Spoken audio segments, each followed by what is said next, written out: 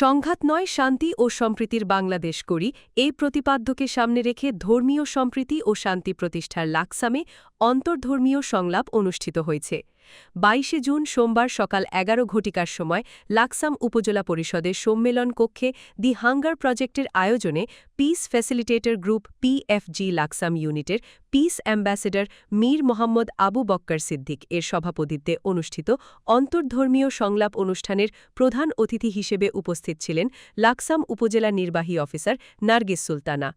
Piece facilitator group PFG Laksam ইউনিটের coordinator Zafar আহমেদের সঞ্চালনায় বিশেষ অতিথি হিসেবে বক্তব্য রাখেন পিএফজি অ্যাম্বাসেডর লাকসাম উপজেলা বিএনপির সহসভাপতি আবুল হোসেন মিলন, পিএফজি অ্যাম্বাসেডর মোহাম্মদ সিরাজুল হক, পিএফজি অ্যাম্বাসেডর নাজনীন আক্তার নিপেন, ফুলগাঁও ফাজিল মাদ্রাসার অধ্যক্ষ মাওলানা মোহাম্মদ ইয়াসিন মজুমদার, হিন্দু ধর্মীয় গুরু পলাশ বৈষ্ণব, বড়ইগাঁও বৌদ্ধ বিহারের প্রজ্ঞাশ্রী থের করুণাদশী ভিক্ষু, লাকসাম উপজেলা দুর্নীতি প্রতিরোধ কমিটির সাবেক সভাপতি মোহাম্মদ আব্দুল কুদ্দুস, লাকসাম প্রেস ক্লাব সাবেক সাধারণ সম্পাদক সৈয়দ মুজিবুর রহমান দুলাল, পিএফজির ফিল্ড কোঅর্ডিনেটর খোদেজা বেগম এর সার্বিক সহযোগিতায় অনুষ্ঠানে মূল প্রবন্ধ উপস্থাপন করেন প্রজেক্টের এরিয়া সমন্বয়কারী মোহাম্মদ রাসেল আহমেদ।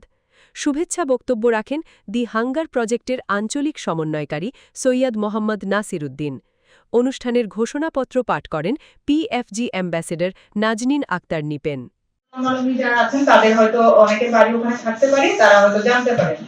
তো আমি প্রায় ২.৫ বছর আমি বান্দরবানে কাটিয়েছি। তো বৌদ্ধ ধর্মাবলম্বী যারা ছিলেন তাদেরকে আমি দেখেছি তারা খুবই ঠান্ডা প্রকৃতির মানুষ, খুবই শান্ত প্রকৃতির মানুষ। তো হঠাৎ করে আমি দেখি আমারই অন্য একটা দপ্তরে একজন মাস্টার রোলে চাকরি করে ছোট ছেলে, সে আমাদের মহানবী সাল্লাল্লাহু আলাইহি ওয়াসাল্লামকে নিয়ে খুবই বাজেভাবে কটূক্তি করে ফেসবুকে পোস্ট দিয়েছে রাত 12টায়। এর মধ্যে রাত 1টার মধ্যে কিন্তু পুরো মানে সমাজে তুলপার হয়ে যাচ্ছে। আমাদের বিভিন্ন ইমাম সাহেবরা আছেন, তারা সবাই আমাকে রাতের 1টা-2টা থেকে ফোন দেওয়া শুরু করেছে। তখন কিন্তু খুব মারামারি চলছে। কোথায় আমার মাটিরাঙ্গাটাকে আমি ঠান্ডা রেখেছি, সব ধর্মের মানুষকে নিয়ে বসেছি, বাট পাশেই আছে গুইমারা এবং খাগড়াছড়ি সদর, ওখানে অলরেডি প্রতিদিনই মারপিট চলছে। তো মাটিরাঙ্গায় মানে এই সিচুয়েশন তৈরি হয়ে গেল। তো এটা পরে আমি ভাবলাম যে আমি দেখতেছি, ব্যবস্থা নিচ্ছি। ওই ছেলেকে মারার জন্য মোটামুটি সবাই মানে খেপে আছে। এটা ধর্মীয় একটা ইস্যু। মহানবী সাল্লাল্লাহু আলাইহি ওয়াসাল্লামকে নিয়ে যদি কটূক্তি করে, এটা তো আসলে কেউ সহ্য করতে পারে না, বিশেষ করে মুসলিম। মানে আমারও তো মনের ভিতরে আছে যে আমিও কিছু একটা করবো, কিন্তু যে চেয়ারে আমি বসে আছি ওই চেয়ার থেকে আমি কিছু মানে ইয়া করার মতো না। আমি ওই ছেলেটাকে কিভাবে মানে জনগণের আক্রোশ থেকে আমি বাঁচাবো আমি চিন্তা করলাম। তো এর মধ্যে এটা নির্বাচন অফিস ছিল, নির্বাচন অফিসে ঘেরাও করেছে আমাদের বিভিন্ন মুসলিম সম্প্রদায়ের যারা আছে, সবাই মিলে ঘেরাও করেছে। ওই ছেলেটাকে ওই দপ্তর থেকে বের করে আনছে।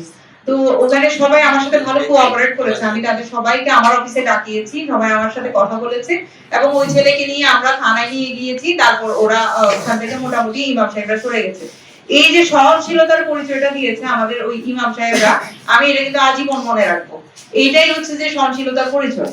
হ্যাঁ, আমাদের ধর্ম কিন্তু এই শিক্ষাটাই দেয়। আমাদের মহানবী সাল্লাল্লাহু আলাইহি ওয়াসাল্লামের জীবনী, আমি যেহেতু অন্য ধর্মের বিষয়ে আমি কম জানি,